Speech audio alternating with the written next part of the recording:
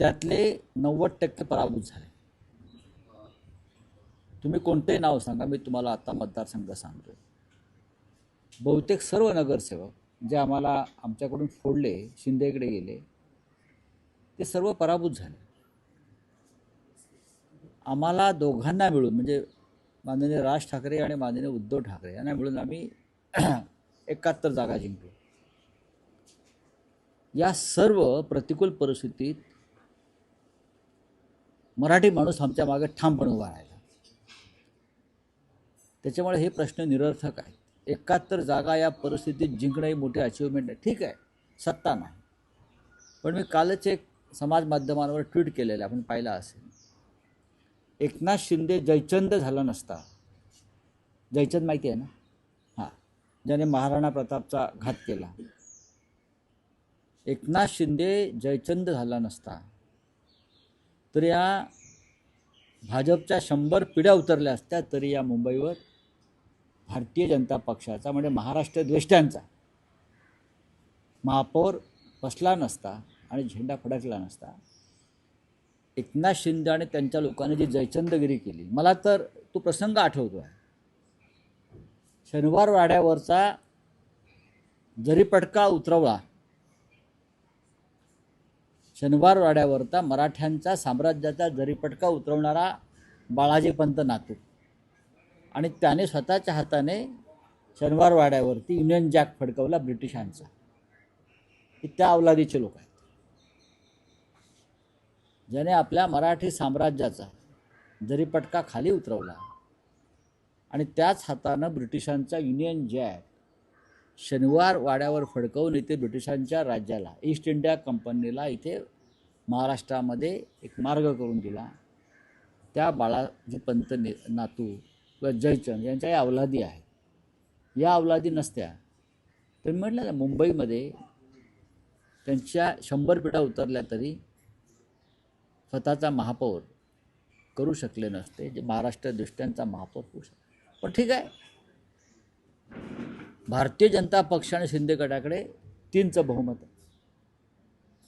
कितीच आहे? 3. 118 आहेत ना, 118 आहेत ना, म्हणजे साधारण 110 लोक विरोधामध्ये आहेत, सभागृहामध्ये आहेत. आणि त्यात शिवसेना आणि महाराष्ट्र नवनिर्माण सेनेचे आणि काँग्रेसचे धरून 100वर इतर आहेत. तुम्हाला हा 100च्या वरचा विरोधकांचा आकडा कमी वाटतोय का? त्यांना इकडली काडी तिकडे करू देणार नाही. महाराष्ट्राच्या किंवा मुंबईच्या संदर्भात चुकीचं काय करणार असतील ना, एवढी ताकद महापालिकेमध्ये आज विरोधकांची आहे, जी कधीच नव्हती. त्याच्यामुळे महापौर गमावला हे महाराष्ट्राचं आणि मुंबईकरांचं दुर्दैव आहे. आणि जयचंदाला मी एवढंच सांगू इच्छितो, हिंदुहृदय सम्राट शिवसेना प्रमुख बाळासाहेब ठाकरे यांच्या जन्मशताब्दीचं वर्ष 23 तारखेला सुरू होतं आहे, आणि त्या वर्षामध्ये तुम्ही मराठी माणसाशी बेईमानी केली आहे, गद्दारी केली आहे. आणि या बाळासाहेबांच्या मुंबईत तुम्ही गौतम अडाणीचा झेंडा फडकवलेला आहे. मराठी माणूस तुम्हाला आयुष्यात माफ करणार नाही. आज तुम्ही सत्तेवरती आहात,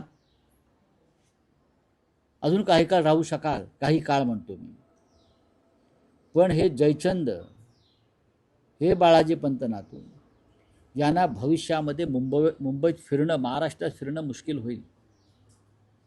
मराठी माणूस अत्यंत संतापलेला आहे, चिडलेला आहे. ज्या एकजुटीनं तो ठाकरे बंधूंच्या मागे उभा राहिला, ही अभूतपूर्व अशी घटना आहे. तेव्हा तुम्ही आमच्या 12 जागा, मग मनसे आणि शिवसेनेच्या 12 ते 13 जागा, या 50 ते 200 मताच्या फरकानं दुर्दैवानं पडल्या. 50 ते 200च्या आसपास खूप मोठा संघर्ष आम्ही दिला, सत्तेशी, झुंडशाहीशी आणि पैशाच्या ताकदीशी. तरी आम्ही या स्थितीपर्यंत आलो की आम्ही तुम्हाला महापालिकेत चुकीचं काम करण्यापासून रोखू शकतो. त्याचबरोबर संपूर्ण महाराष्ट्राचा विचार केला तर सर्वाधिक जास्त सत्ताधारीमध्ये भाजपा, भारतीय जनता पक्ष, शिंदे यामध्ये मागे पडले. पण राऊतसाहेब, जवळपास 2,500 नगरसेवकांपैकी 1450 नगरसेवक भाजपचे. बघा, भारतीय जनता पक्षाच्या जागा जिंकल्या मोठ्या प्रमाणात, याबद्दल आम्ही त्यांचं अभिनंदन करतो. लोकशाही आहे, हातात सत्ता आहे. कालच मी अखिलेश यादव यांचं एक वक्तव्य ऐकत होतो, बरोबर ना. अखिलेश यादव यांनी सांगितलं ज्याच्या हातामध्ये सत्ता असते, ज्याच्या हातामध्ये प्रचंड सत्ता असते त्या राज्याची, त्यांच्याशी स्थानिक स्वराज्य संस्थांच्या निवडणुकासंदर्भात लढा देणं सोपं नसतं. ज्याच्या हातात सत्ता असते तेच